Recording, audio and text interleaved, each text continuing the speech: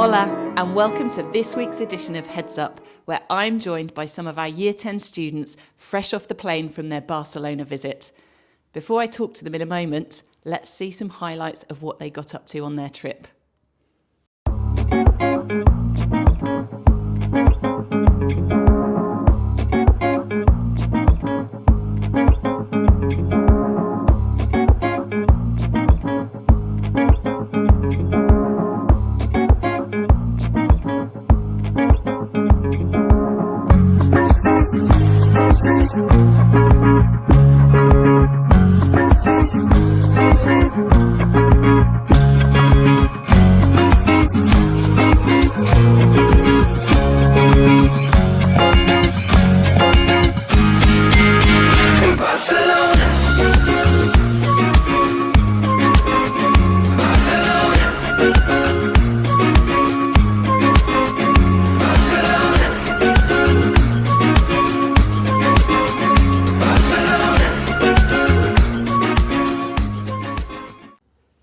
It looks absolutely incredible from those highlights there. Tell me a little bit about the visit. How many of you went? How long did you go for?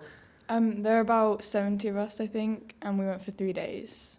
And the weather looks just as sunny as it's been here in the UK. Was it really warm while you were out there? It was. It did rain at one point, but that was only for a very short moment. But it was really nice otherwise. And tell me a little bit about some of the highlights of the things that you saw while you were out there. Where did you visit? What was your itinerary? On the first day, we went to the beach and we all got to go in the sea, which was really fun. And then we went to the Hard Rock Cafe for dinner, which was really nice. And we did even more on the second day. We went to like loads of different tourist places. And our lunch was at a tapas workshop. So we got to try all Spanish traditional food, which was really fun, yeah. Fantastic. So it sounds like sort of immersed in the food and the culture. Any other big sites that you visited? We visited this Pablo Español, which was an amazing open-air museum, and we visited the Gothic Square and just a lot of touristy destinations. All the big sites. Yeah. Did all the rounds in the 3 days that you were there. Amazing. And what would you say was your highlight of all of the things? What was your favourite bit? I really liked immersing myself in the Spanish culture and mainly trying the Spanish food. That was really cool, like paella. Yeah. Lovely. I love paella. I wish I'd come with you. I have to try and get myself on the trip next time. And the cultural sort of aspect of it and learning Spanish is sort of a really important part of going on these visits. Did you get a good opportunity to practice some of your Spanish while you were out there? Yeah, we did. We spoke to, we were talking in Spanish whilst we were there just to our friends, but there were chances to speak Spanish and listen to the Spanish people talk in Spanish and know, listen to how they say it. And learn how it's different out there. And did you sort of pick up on any cultural differences between the two countries at all?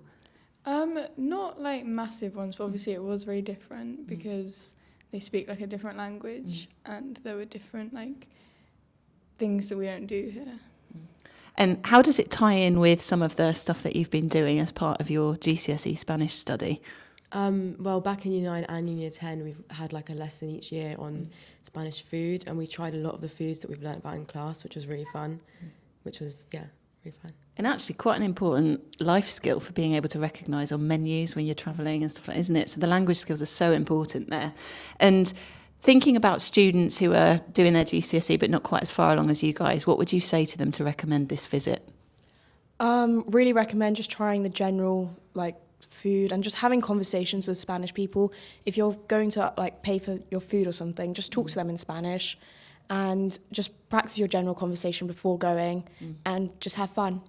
Because it can be an area of language that people get very nervous about, can't it? That talking publicly and practicing their language skills. So you'd definitely recommend that going on a visit like this is a great chance to do that.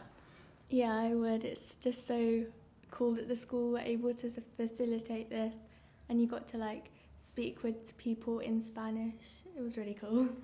Well, I'm really glad you had such an amazing time and it was great to hear a bit more about it. And hope you're all looking forward to the next trip, whatever that may be, in the different subjects that you're studying.